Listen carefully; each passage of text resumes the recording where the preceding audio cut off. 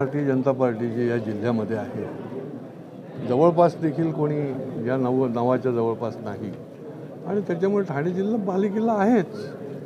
त्याच्यामुळे महापालिकांच्या बाबतीमध्ये देखील मोठ्या प्रमाणामध्ये लोक निवडून आणणं आणि लोकांचं समर्थन मिळतं. सामान्य माणसाचा भारतीय जनता पार्टीवर विश्वास आहे आणि त्याच्यामुळे हा पक्ष जो आहे तो वाढत जाईल. वेळ पडेल तेव्हा स्वतंत्र, वेळ पडेल तेव्हा सर्वांना बरोबर घेऊन, परंतु भाजप आता थांबणार नाही. सर, सहभागावरती नारा देण्यासाठी सगळी तयारी सुरू आहे. भाजपची की पक्ष फोडाफोडी? नाही, हे तर आमचं संघटन पर्व आहे. या संघटन पर्वामध्ये आम्ही जो जो येईल त्याला प्रवेश देतो, त्याला पार्टीच्या सगळ्या आमच्या घटनात्मक नियमामध्ये बसवतो आणि त्याच्यावर त्याला काम देतो, त्याला संधी देतो, त्याला मान सन्मान देतो आणि भाजप एक परिवार म्हणून त्याला बरोबर घेतो.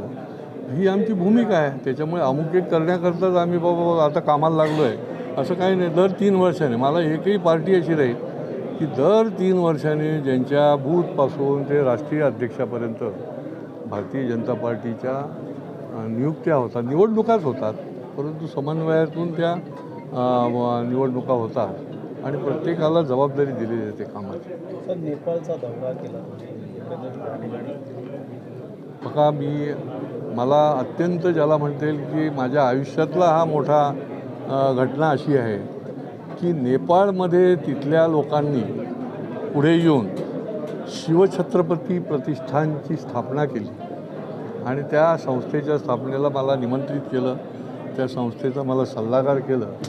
याच्यापेक्षा काय वेगळा आपल्याला आनंद असू शकतो की छत्रपती शिवाजी महाराज आमचं दैवत आहे, देव आहे आणि आमच्या या राजाला त्या ठिकाणी त्याच्या शौर्याचा आणि पराक्रमाची पूजा त्या ठिकाणी स्थापना करून केली जाते आणि त्या ठिकाणी त्यांची जी विचार आहे, महाराजांचा जो विचार आहे तो विचार देखील त्या ठिकाणी ते त्याचा प्रचार प्रसार करणार आहे.